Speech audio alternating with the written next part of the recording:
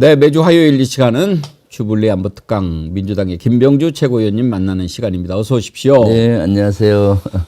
지금 천막당사에서 오시는 길입니까? 네, 들렸죠. 그런데 뭐 천막당사를 철거하겠다고 오세훈 시장이 그랬다던데요. 네, 그러니까요. 엄포 놓고 있죠. 네. 가능합니까 그게? 뭐, 글쎄요. 그걸 어떻게 가능하겠습니까? 거기는. 네, 지금 우리 천막당사를 한 이유는 지금 헌법재판소 판결이 늦어지고 있잖아요. 그래서 지금 현장에서 직접 우리가 여기에 대응을 해야 되겠다. 예. 그래서 여의도가 아니라 강화문에서 시민과 함께 하기 위해서 옮겼죠. 그래서 주요 회의들은 거기서 하고요. 또 일부 당직자와 의원들은 거기서 근무를 하는데 좀 또 한계는 있죠. 텐트가 한 2개밖에 그러니까요. 없으니까 이만저만 불편한 게 아니죠. 얼마나 불편하시겠어요. 네. 그나저나 언제 할 것 같습니까? 이거 국민들이 기다리다가 이제는 이거 지친 정도가 넘어서서 절망하고 있습니다. 지금. 네, 그러니까요. 지금 사실 지난주 방송할 때는 이번 주에는 화면이 된 상태에서 보자고 이번 주를 넘길 얘기했는데. 거라고는 상상도 못했습니다. 네, 그런데 지금 어떻습니까? 이번 주 금요일 여전히 가능성은 있는 거 아닙니까? 저는 뭐 가능성이 있다고 봐요. 헌재가 한덕수 판결까지 내려진 사항에서 더 이상 뭐 별명할 것도 없잖아요. 판결까지 내려진 사항에서 더 이상 뭐 별명할 것도 없잖아요. 그리고 이것은 너무나 명확한 건데 사실 개헌법이나 헌법 읽을 줄만 아는 국민이라면은 이거는 위헌이고 위법이란 건 누구나 다 아는 거 아니겠습니까? 그런데 헌재가 저렇게 시간을 끌고 있는 걸로 봐서는 좀 정무적으로 또는 정치적으로 이렇게 보는 것이 아닌가 하는 우려를 하고 있죠. 사실 헌재는 우리 법치국가의 최후의 보루지 않습니까? 그런 법에 따라서 판결하면 되는 것인데 실제 국민의힘이나 극우 세력들의 눈치를 보면서 그러는 것이 아닌가 하는 우려를 좀 하고 있죠. 그 사람들 의견을 들어주면서. 혹시 이렇게 늦어지는 것과 관련해서 좀 뭐 들은 정보가 있으십니까? 뭐 정보는 원체 많다 보니까 예. 근데 그 신뢰도가 문제잖아요. 그러니까 흘러나오는 얘기들 가지고 하기는 뭐 하고요. 실제 8대 0으로 예를 든다면은 인용이 되는 건 뭐 확실한데 절차상 문제를 제기하는 헌법재판관도 무슨 있는 절차 거고. 말입니까?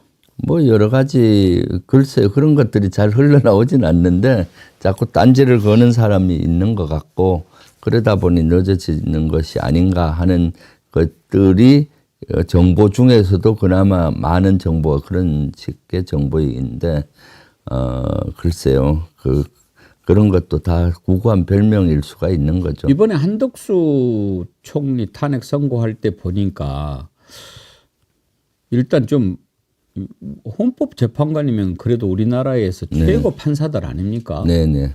이 사람들이 이렇게밖에 생각을 못하는가 하는 사람들이 몇몇 보였어요. 네.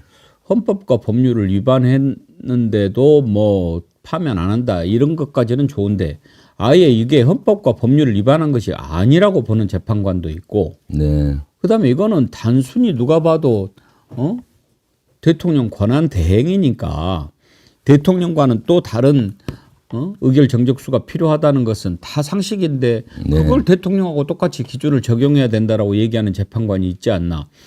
이런 국민 상식과 법 감정에 어긋나는 재판관들이 있구나. 이 자들이 결국은 지금 뭔가 윤석열 탄핵 선고를 늦추는 범인들이 아닌가 그런 생각이 들던데요. 네, 저도 그 말씀에 동의합니다. 실제 비상식적인 것이 일상화돼 버린 것 같아요. 특히 법과 헌법은 고위급일수록 그런 것들이 지금 윤석열이가 쌓아올린 공에 윤석열부터가 헌법과 법률 위반을 다반사로 하니까 그 밑에 국무위원도 그렇고 검찰 뭐 판사 뭐 이런 분들도 다 거기에 오염이 돼서 그런 것 같은 느낌이 들어서 헌법재판소만은 그러지 않기를 바랬는데 지금 한덕수 기각 판결을 보면서 저도 헌법재판소도 오염된 재판관들이 있는 거 아닌가 하고 우려를 하고 있죠. 네. 지금 이런 상황에서 우리 국민들이 어떻게 하는 게 옳겠다고 생각하십니까? 그러니까 지금은 국민들이 힘을 모아야 된다고 생각합니다. 사실 극우 세력들이 저렇게 조금 커지지 않았으면은 쉽게 헌재에서 판결을 냈을 겁니다. 그런데 극우와 국민의힘과 결탁을 하고 윤석열과 하면서 위헌적이고 위법적인 이런 비상계엄 내란을 옹호하고 이런 세력들이 커져버리니까 아마 거기에 눈치도 보고 하는 것 같습니다. 그러면은 우리 국민들이 이제 마지막 결정, 마지막 전투라고 보여지잖아요. 전쟁으로 하면 결정적인 전투의 시점이기 때문에 힘을 모아야 된다고 봐요. 그러니까 광화문에도 더 많이 나와주시고 또 온라인 상황에서 우리 진보 유튜버들, 민주 유튜버들 것도 보면서 좋아요도 눌러주시고 또 저쪽에서 악성 댓글 달면은 또 거기에 대응도 해주면서 여론전에서 우리가 이겨야 된다. 예. 네. 그러면은 이제 헌재 재판관들도 소신껏 할 수가 있는 여건이 되지 않겠나 싶습니다. 최고위원님은 어제 한덕수 총리 탄핵 선고 이렇게 보시면서 어떤 점을 제일 주목하셨습니까? 저는 몇 가지 주목을 했는데 특히 그 의결 정족수는 예. 실제 선출직 대통령 같은 경우는 200명의 동의가 있어야 되는데 지명직인 국무위원이나 한덕수 같은 경우는 과반 이상이면 된다라고 국회의장과 국회에서 유권 해석을 해서 그렇게 처리됐잖아요. 그것이 이제 인정이 된 것이고요. 헌법재판소에서 대다수 과반이면 된다라는 거가 의미가 있다고 보여지고요. 그리고 내란에 대해서 명확히 규정을 안 한 것 같아요. 내란과 관련성이 좀 적다라고만 이렇게 했는데 이것은 아마 윤석열 판결에 영향을 좀 주지 않기 위해서 그런 것 같고 조금 긍정 희망 회로를 돌려보면은 한덕수를 풀어주고 이제 그쪽에서 들어줄 얘기 극우에서 한 얘기 다 들어줬으니까 이제 당근을 많이 줬으니까 이제는 마지막 윤석열에 대해서 채찍을 휘두르는 그러한 정무적인 감각으로 한 것이 아닌가 희망 회로를 좀 돌려봅니다 사실은. 네. 사실 이제 어제 이렇게 선고 내용들을 쭉 보면은 윤석열 파면에 이게 어떤 영향을 미칠까 하고 이렇게 쭉쭉쭉 들어봤는데 네. 비상계엄 위법성이라든지 이런 부분들 또 내란 관련된 부분들은 다 이렇게 좀 피해갔더라고요. 네, 네. 그러니까 힌트를 안 주려고 그런 것 같다 하는 생각도 들던데요. 네, 그렇죠. 거기에서 힌트를 좀 또 이러쿵저러쿵 극우들이나 저쪽 윤석열 측에서 또 시비를 많이 걸 것이고 그래서 아마 그런 것들을 주지 않은 것 같기도 합니다, 사실은. 그래서 일단은 한덕수는 봐주고 윤석열은 매몰차게 파면하기 위한 고도의 정무적인 판단. 사실은 헌재가 이런 정무적인 판단을 한다는 것 자체가 하고 있다면 우스운 거잖아요. 그렇게 해서는 안 되는데 그렇게 조금 긍정적으로 봤을 때 그렇게 보고 싶습니다. 아니 어제 그렇게 좀 하고 나왔으면 정신 차리고 이제 잘하겠습니다라고 해야 되는데 어제도 마은혁 재판관 임명 물어보니까 뭐 이따 봅시다고 딴소리하고 네. 계속 또 임명 안 하고 버티려고 하는 것 같은데 만약에 계속 버티면 어떻게 하실 겁니까? 그러면은 뭐 또 법적인 대응을 해야 되죠. 우리나라는 명백히 법치국가고 헌법과 법 앞에는 모두가 평등한데 특히 고위급인 권한대행이라든가 국무위원 이런 고위급으로 갈수록 법을 더 지켜야 되는데 지금 헌법 질서가 유린되고 있잖아요. 12.3 내란 때도 유린됐지만 그 이후에도 계속 헌법 질서가 유린되고 무너지고 있기 때문에 그런 거에 대해서는 국회가 할 수 있는 최대치를 해야 된다고 저는 생각을 하고 있습니다. 그래야 법을 지켜지는 거죠. 근데 이제 한덕수 총리 나와가지고 지금 하고 있는 거 보면은 가장 먼저 신경 써야 될 것이 저는 경제라고 보거든요. 지금 네. 경제가 절단이 나지 않았습니까? 네. 그런데 일단 뭐 외교 쪽에 좀 관심을 갖는 것 같이 국제 통상 쪽에 관심을 갖는 것 같이 말을 해서 그 부분 조금 찜찜했는데 지금 계속 안보 얘기를 하거든요. 어저께 밤에도 9시 NSC를 긴급 네. 소집했더라고요. 그러면서 안보 상황이 엄중하다. 북한 군사 도발, 사이버 공격이 지속되고 있다. 철저 대비해야 된다. 안보 챙기는 거 매우 중요하지요. 네. 그런데 정말로 최고위원님 보시기에도 지금 긴급 NSC 열어서 챙겨야 될 정도로 안보 상황이 좀 심각한 상황입니까? 지금은 그런 사항은 없습니다. 사실 북한 동향도 지금은 특이한 동향이었고요. 예. 북한도 알다시피 지금 러시아 우크라이나 전쟁에 파병이 가 있고 하다 보니까 그쪽에 온통 신경을 쓰기 때문에 남북한 군사적 긴장을 고조하는 걸 북한도 원하지 않는 사항이거든요. 예, 그런데 와서 안보를 강조하고 하는데 아마 권한대행이나 대통령의 책무 중에 하나는 사실 국방과 외교가 가장 큰 거기 때문에 그걸 먼저 챙겼다라고 좀 좋은 의미에서는 볼 수가 있을 것 같은데 굳이 뭐 NSC를 소집해서 점검하고 하는 거는 보여주기고 쇼라고 보여지는 오버한 것 같다고 보십니까? 네, 그렇죠. 네, 그냥 강조만 하면 되는 거죠. 대비태세를 철저히 해서 국내적으로 혼란스러우니까 안보는 철통 경계를 해라 하는 정도만 하면 되지. 굳이 뭐 NSC를 열어서 뭐 하면 우리 국민들 입장에서 뭐 어떻습니까? 대단히 뭔가 있어 보이고 또 불안해하지 않습니까? 네. 지금 뭐 그렇게 하는데 이번에 미국 정보기관의 안보총괄국장이 네. 뭐 4개국을 방문했다고 그래요? 일본하고 그렇죠. 뭐 이렇게. 근데 예, 우리나라는 또 쏙 뺐다면서요. 그럼요. 내일 털시 게버드 국가정보국 국장 같은 경우 이제 아시아 지역하고 순방을 했거든요. 예. 하와이, 일본, 태국, 인도 등을 갔는데 우리나라만 빼고 갔다는 것이 나중에 알려졌고요.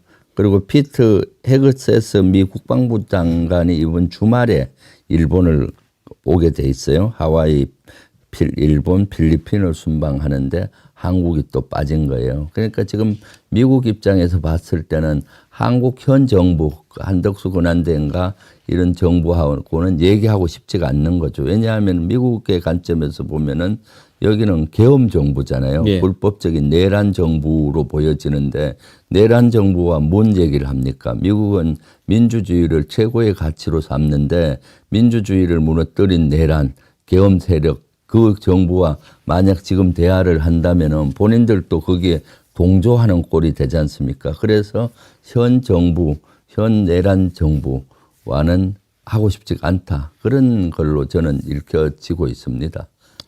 뭐 이제는 그때는 뭐 대행의 대응이 했으니까 그렇다고 치더라도 한덕수 총리가 복귀했으니까 적어도 이런 일이 다시는 일어나지 않게 해야죠. 네, 지금 뭐 사실 국제사회가 요동치고 트럼프 대통령 2기 들어오면서 각 국가는 자기의 국익을 위해서 미국과 엄청난 이 협상도 하고 주도권을 잡기 위해서 노력하고 있는데 지금 우리가 이런 내란이 지속되고 헌재 판결이 안 나고 하다 보니까 지금 외교적으로도 우리의 국익에 대단한 손상이 많이 가고 있는 것이 사실이죠. 트럼프 하는 거 보면 거의 우리 정부 취급을 정부로 취급을 안 해주는 것 같아요. 네. 기업체 뭐 대표나 회장이나 이런 사람들은 뭐 만나고 그러면서도 정부 관계자는 뭐 만나주지도 않고 말이죠. 네, 그렇죠.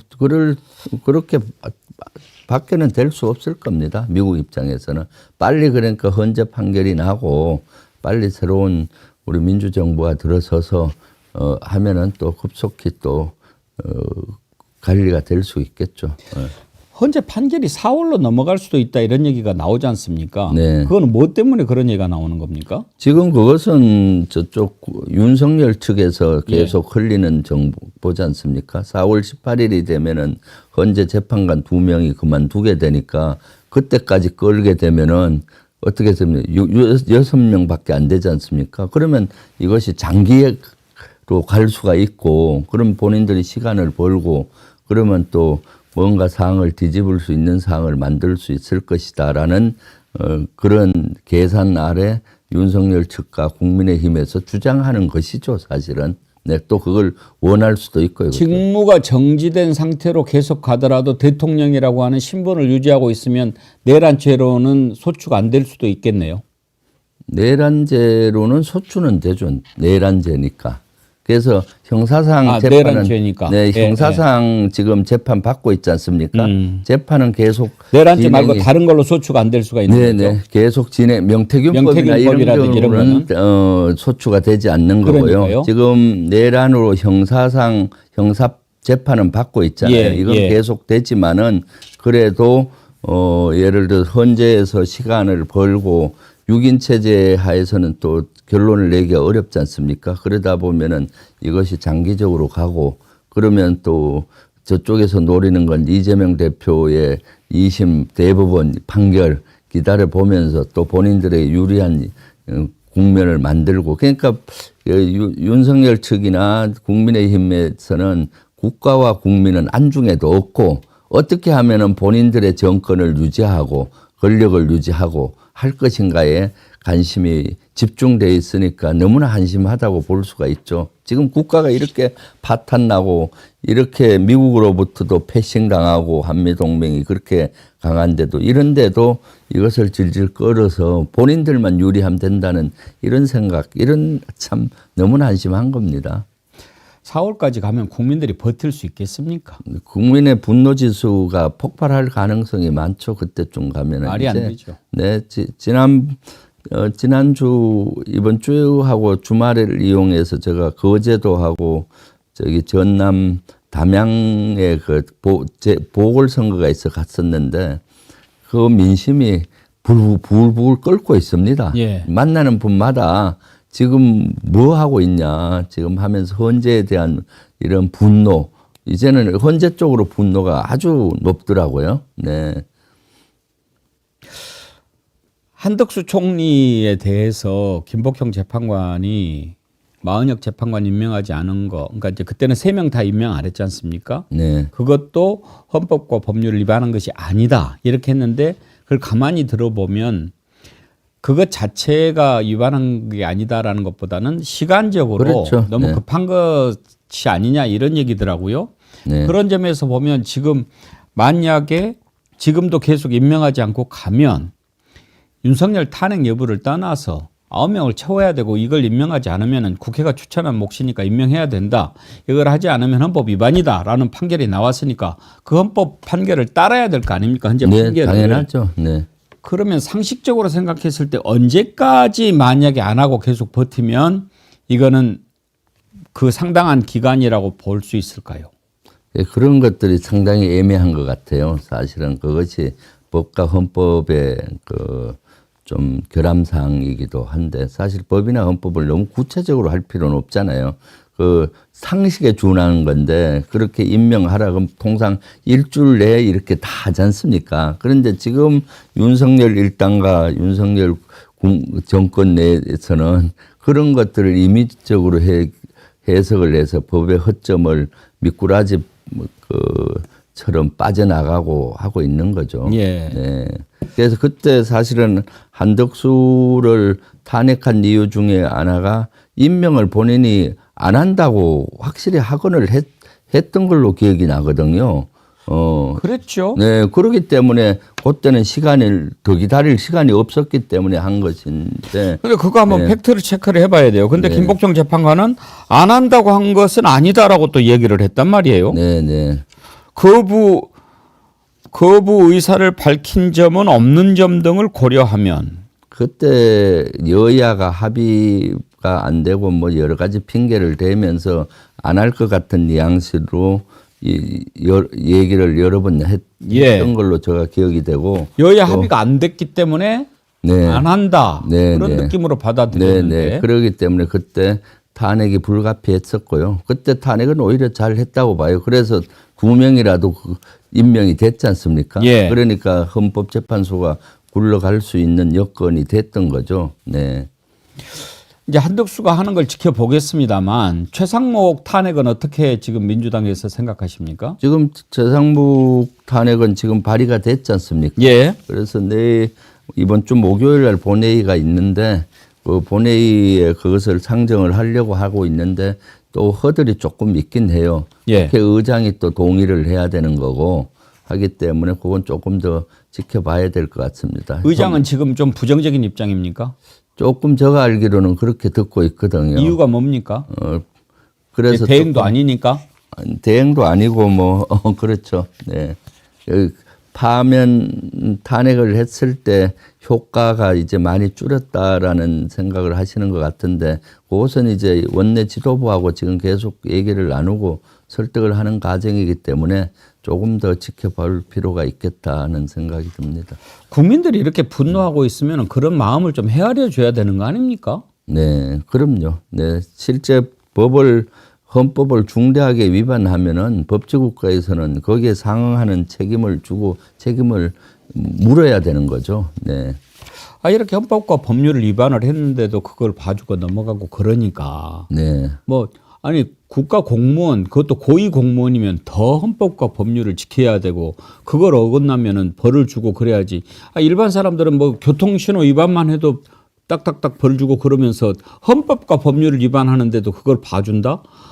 고위 공무원은 뭐 무슨 마패 있습니까? 그럼요. 지금 일반 공무원들이 만약 그런 일을 했으면 바로 파면이잖아요. 징계를 받고 파면하는데 지금 이상하게 지금 흘러가는 것이 그물로 비교하면 장고기들은 다 잡는 그물이고 큰 고기들은 다 빠져나가는 그물을 갖고 있는 것 같은 느낌이 들어서 이대로 가면은 우리 법치주의가 무너지잖아요. 그래서 법을 중대한 위반을 한 것에 대해서는 확실히 책임을 물어야 된다라는 생각을 하고 있습니다.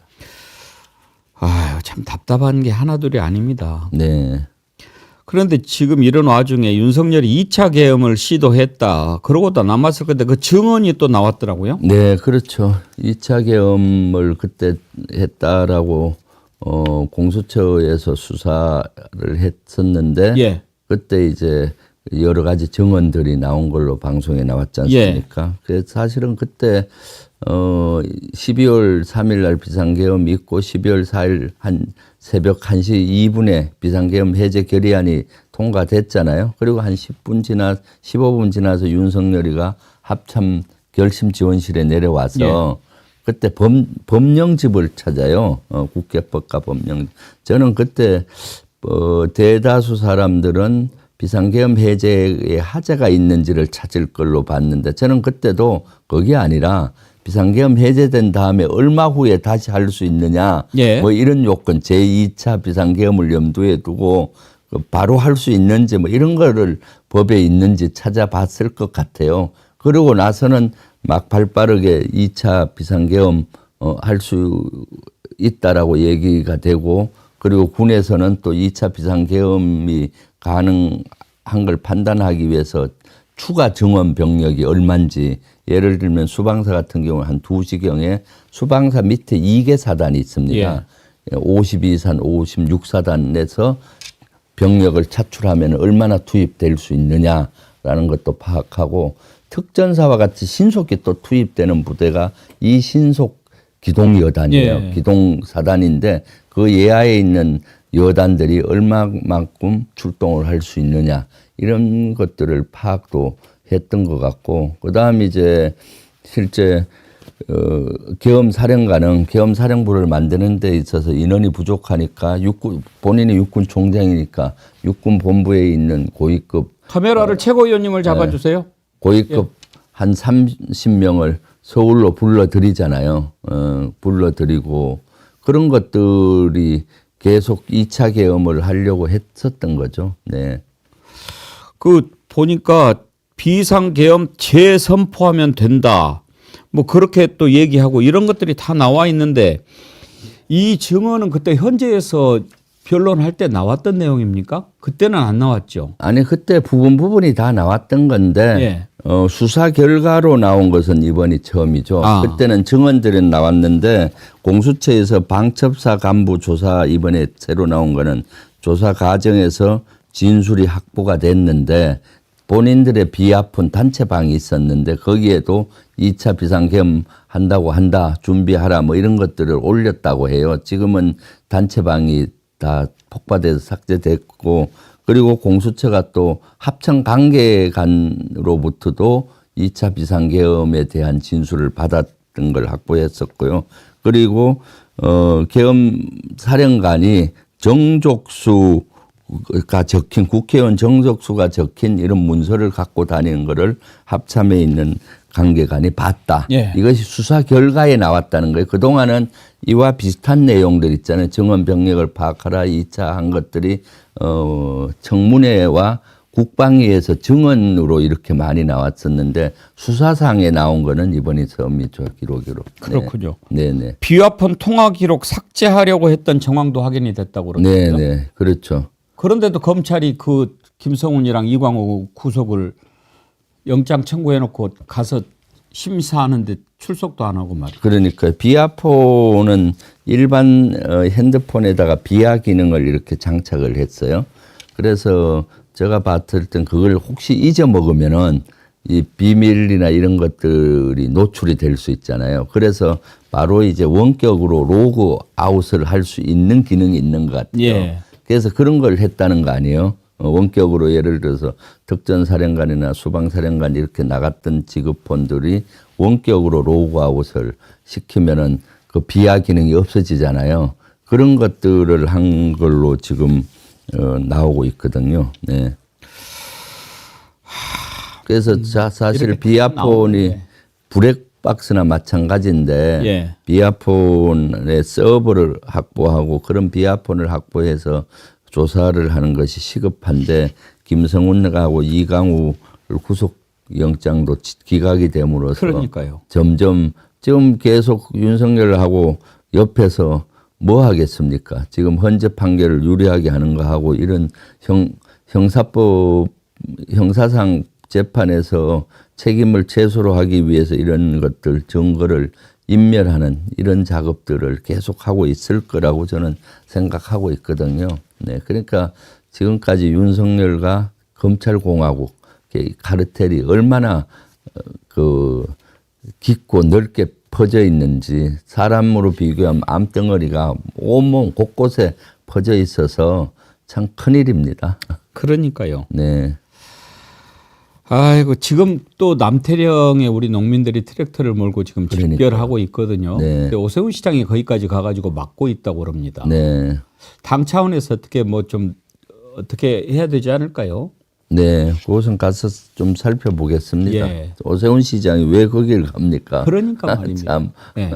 본인 할 바는 확실히 해야지. 그러니까 지금 뭐 본인 명태균이라든지 이런 것 네. 때문에 좀 여러 가지 위기 좀 곤란하지 않습니까? 그렇죠. 네. 싱크홀도 막 하고 뭐 더군다나 이제 강남 주택값 그렇죠. 네. 때문에 지금 난리가 났는데 이제 그런 걸 좀 돌려보려고 이렇게 하는 것 같은데. 네. 그러니까 계속 여론에 자기가 주목을 다른 데로 전환하기 위해서 뭐 민주당 당사 거기 광화문에 설치한 거 철수시키겠다 뭐 저런 데 하고 엉뚱한 걸 하고 있는 거죠. 네.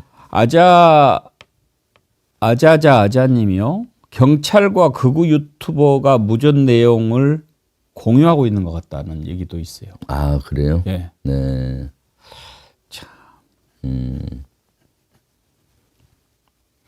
이렇게 지금 막 그 상식적이지 않은 일이 계속되면서 국민들이 네. 어떻게 해야 될지 막 그렇게 좀 답답해하는 상황이거든요. 네. 민주당에서 지금 열심히 싸우고 있는데 이럴 때 저는 그 계엄 해제 의결을 할 때 가장 그 국민들한테 도움을 줬던 것이 이재명 대표의 방송이었다고 생각합니다. 아, 그럼요. 네. 그때 국회로 가면서 네. 국민 여러분 국회로 모여 주십시오. 네, 네. 그럼요. 예, 그것이 이제는 가장 이쪽으로 해야 됩니다. 그리고 윤석열은 더 이상 이제 대통령이 아닙니다. 네. 이렇게 이야기를 하면서 확실하게 방향을 제시를 해줬거든요. 네. 그래서 많은 시민들이 국회 앞으로 몰려갔고 결국은 국회가 그 비상계엄을 해제할 수 있었다고 생각하는데 민주당 지금 열심히 싸우시지만 이렇게 하염없이 늦어지고 그럴 때 우리 국민들이 어떻게 해야 될 것인지 네. 그걸 좀 단순하고 명쾌하게 네. 좀 할 필요가 있다고 생각합니다. 네. 네. 알겠습니다. 네. 잘 참고해서 예. 어떻게든 윤석열 파면 빨리 끌어내도록 예. 최선을 다하겠습니다. 네. 이번 주에는 네. 반드시 좀 네. 해야 될 텐데 그러니까요. 우리가 이렇게 지금 주불리 안보특강 하면서 최고위원님하고 이번 주는 되겠죠, 이번 주는 네. 되겠죠 한 게 벌써 몇 주가 됐는지 모르겠습니다. 그러니까요. 아이고 참 비정상이 일상화되는 이런 대한민국, 지금 대한민국이 무너지고 있거든요. 이걸 오래 가다 보면은. 그러니까 빨리 끝장을 내고 새로운 챕터로 나아가야죠. 네. 알겠습니다. 오늘 또 이따가 지금 남태령 현장을 한번 저희가 연결을 해보려고 하거든요. 네, 네. 오늘 주불리 안보특강은 여기까지 하겠습니다. 네, 감사합니다. 감사합니다. 네. 김병주 민주당 최고위원님과 주불리 안보특강 이어갔습니다. 정은이몰 광고 듣고 곧바로 남태령 현장 한번 가보도록 하겠습니다.